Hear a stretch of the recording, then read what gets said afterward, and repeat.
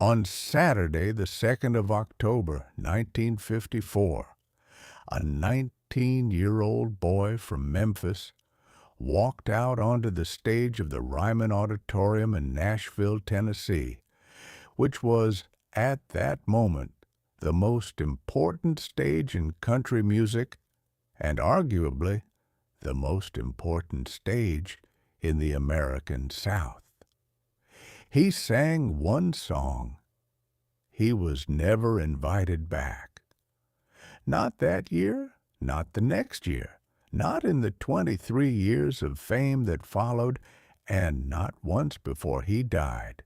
He stood on that stage exactly one time in his life.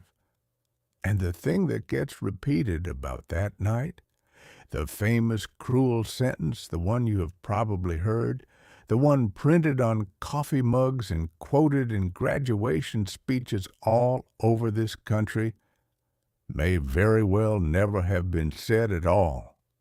Tonight, I want to tell you what actually happened in that building and what happened 14 days later, which is the part nobody bothers with. First, you have to understand what the Grand Ole Opry was in 1954, because calling it a radio show does not begin to cover it. It was the front door of country music. It went out over WSM in Nashville on a signal that reached most of the country after dark. If you were a singer anywhere in the American South, getting onto the Opry stage was not a career step. It was the career. It was the thing you told your family about for the rest of your life. And the room itself matters here. The Ryman Auditorium was not built as a theater. It was built in 1892 as a tabernacle, a church essentially, a great brick preaching hall with a balcony.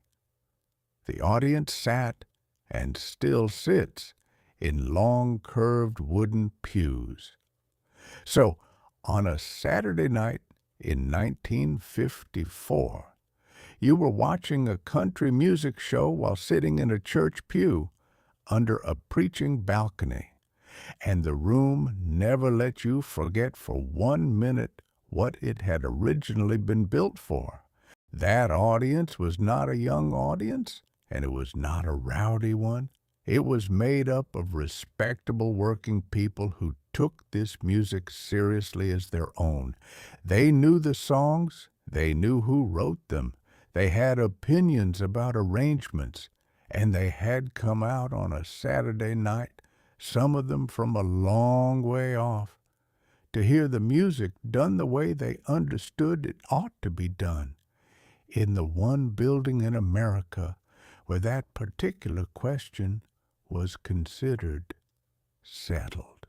Now, where was Elvis Presley in October of 1954? 11 weeks earlier, on the 5th of July, he had recorded That's All Right at Sun in Memphis.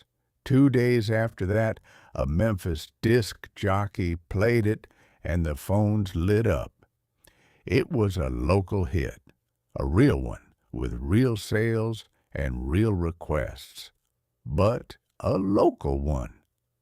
Outside of Memphis and a handful of towns within driving distance of it, almost nobody in the United States of America had ever heard the name Elvis Presley. He did not have Colonel Tom Parker yet. That was still a year and a half away. His manager, for practical purposes, was Sam Phillips himself, the man who had recorded him. And Phillips wanted him on the Opry the way any manager in the South would have wanted it. So Sam Phillips got on the telephone to Nashville and started pushing, the way a man pushes when he believes he has something and cannot get anybody with authority to come and listen to it. He kept pushing until somebody in Nashville picked up. The man he had to push was named Jim Denny. Denny was the general manager of the Opry and its talent coordinator, and what that means in plain language is that Jim Denny decided who stood on that stage on a Saturday night. He was a formidable man with a hard reputation. 2 years before this, Denny had been the man who fired Hank Williams from the Grand Ole Opry. Hold on to that, because it comes back before we are finished. Denny said yes, but on his terms. Elvis would not get a spot of his own. He would appear inside the late segment hosted by Hank Snow, one of the biggest country stars in America at the time. A guest inside somebody else's slot late in the evening. A guest inside another man's segment late in the evening. That was the offer on the table. And for a 19-year-old with one regional record to his name, it was still an enormous thing to be handed. And then Denny made the decision that I think is the real story of that night. And it almost never gets mentioned. He would not let Elvis sing "That's All Right." His own record.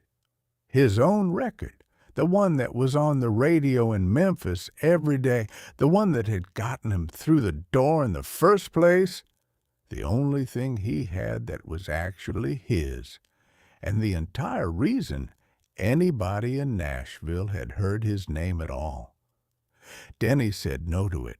What Denny would allow was the other side of that single, Blue Moon of Kentucky, a bluegrass waltz written and made famous by Bill Monroe, the father of bluegrass music, a man that Opry audience revered. Elvis had recorded it at Sun, but he had not recorded it the way Monroe played it. But he had not recorded it anything like the way Bill Monroe played it. He had taken it faster, straightened the rhythm out, and turned a slow, mournful waltz into something that got up and moved across the floor. So think about the position that puts a 19-year-old in. He is standing backstage at the most important theater in country music, in front of the most conservative audience in country music, and he has been forbidden from playing his own song. The only thing he is permitted to sing is a beloved standard written by one of the founding fathers of that room's own tradition. And he is going to sing it in a version that takes it apart and puts it back together differently. There was no way for that to go well, and it did not go well. He went out, and he sang it the way he had recorded it, moving the way he moved, which was not the way anybody moved on that stage. And the room sat there, in their pews, hands in their laps. They gave him polite applause when he finished, which in a room like that is not encouragement. It is a verdict. The historian Alanna Nash, who has written extensively about this period, has put it about as plainly as it can be put. The people who came to the Opry in 1954 did not know rockabilly, but they certainly knew Bill Monroe, and they were shocked to hear that souped-up version of his song, polite applause, and essentially a flop. That is the professional assessment of a serious historian of that period, and it matches every single account that has come down to us from the people who were in the building that night. And it was not a small room to fail in. That performance went out live on WSM. Every disc jockey, promoter, and booking agent in the southern United States who mattered was either in that building or listening to it. So he had exactly one shot at that audience, on somebody else's terms, in somebody else's segment, with a song he had been assigned rather than chosen. And it did not land. And everybody who mattered heard it not land. Now we come to the famous part, and this is where I have to be careful with you, because this is exactly the kind of story that gets repeated for 70 years until nobody checks it anymore.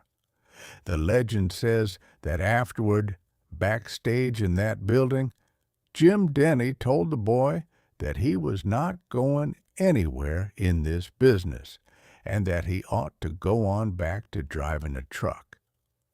That is the story. It is probably the most quoted sentence in the history of American show business rejection. You have heard it. It is on plaques in the Country Music Hall of Fame. It gets quoted by motivational speakers.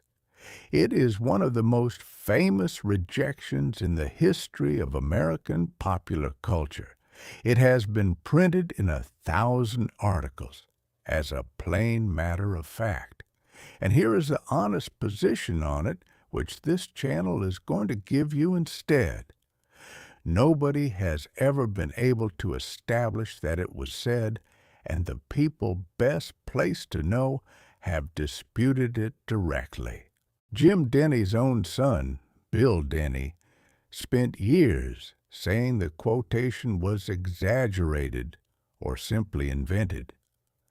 Graceland's own official history, and they have no reason to protect Jim Denny, describes it carefully as an Opry official reportedly suggesting Elvis go back to driving a truck. Reportedly. One word, sitting there in the official history, doing an enormous amount of quiet work. Careful people put that word in for a reason, and the reason is that they could not stand the story up. On the other side, the guitarist Chet Atkins, who was in Nashville and knew everyone in that building, recalled that it was Denny who said it. But Chet Atkins was recalling what somebody else had told him about what somebody else was supposed to have said in a room he was not standing in. And that, if you have ever watched it happen, is exactly how a rumor takes on a shape and a name and hardens into a fact over about 20 years.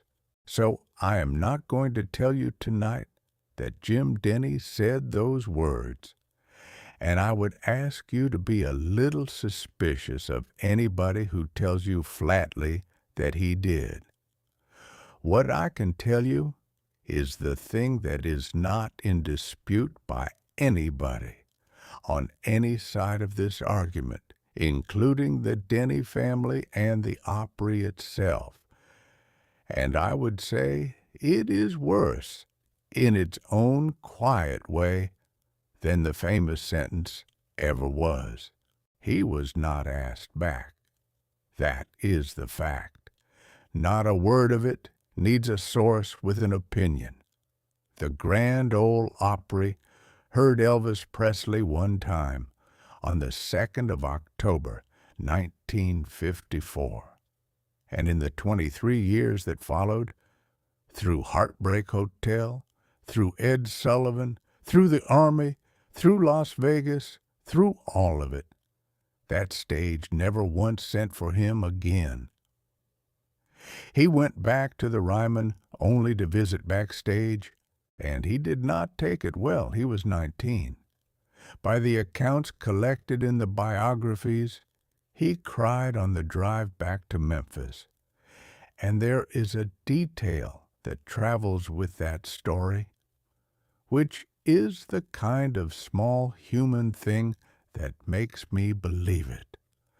Somewhere along that road home, at a filling station, he left his stage clothes hanging on the back of a restroom door and got in the car and drove off without them. That is a boy who is not thinking about anything.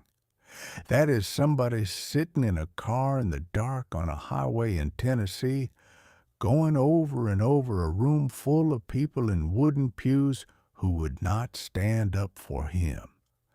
And then the next morning, according to those same accounts, he telephoned Sam Phillips and asked what they were going to do next. That is the part of this story I would frame and put on a wall. 14 days later, they did it. On the 16th of October, 1954, Elvis Presley walked onto the stage of the Louisiana Hayride, broadcast out of Shreveport on KWKH. The Hayride was the Opry's chief competitor, and it went out over 190 stations across 13 states. It was less grand than Nashville, and it knew it.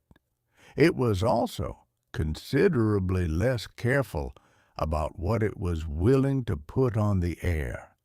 And on that particular Saturday night in October, that turned out to be the most important difference in American music. They loved him, not politely. The Hayride called itself the Cradle of the Stars, and it meant it. It took the acts Nashville would not have, and it had done this before. When Jim Denny fired Hank Williams from the Grand Ole Opry in 1952, it was the Louisiana Hayride that took Hank Williams in and put him back on the air. The same door opened for the same reason twice inside of 3 years for two of the most important men in the history of this music. They signed him to a contract as a regular.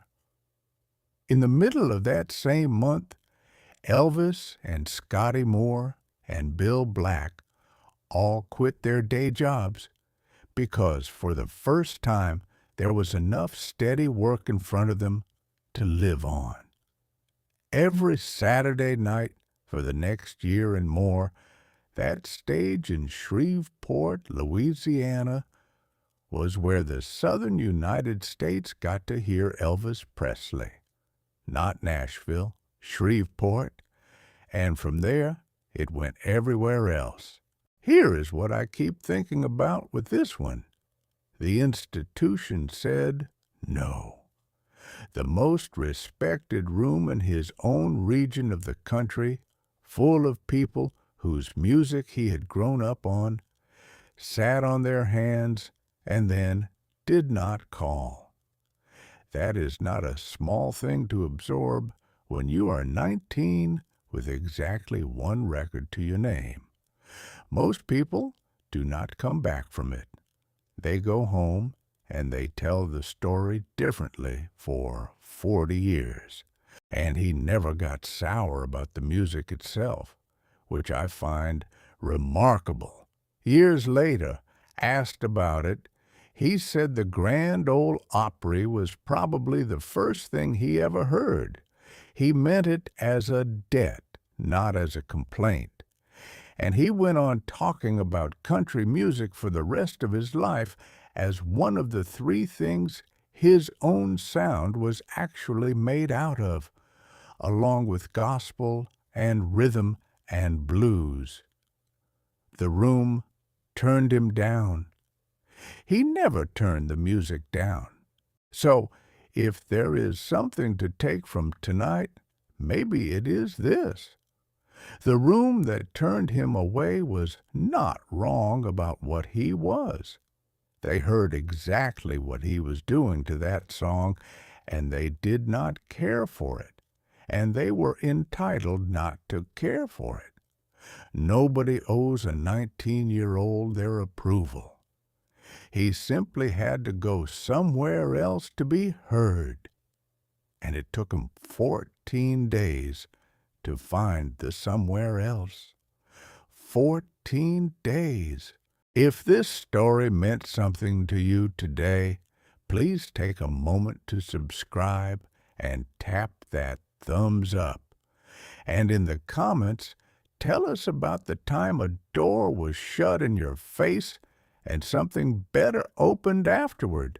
A job, a school, a town. We would truly like to hear it, and we read every single one. Ring that notification bell so you never miss a story from 60s America Rewind. God bless the second chances, and God bless each and every one of you.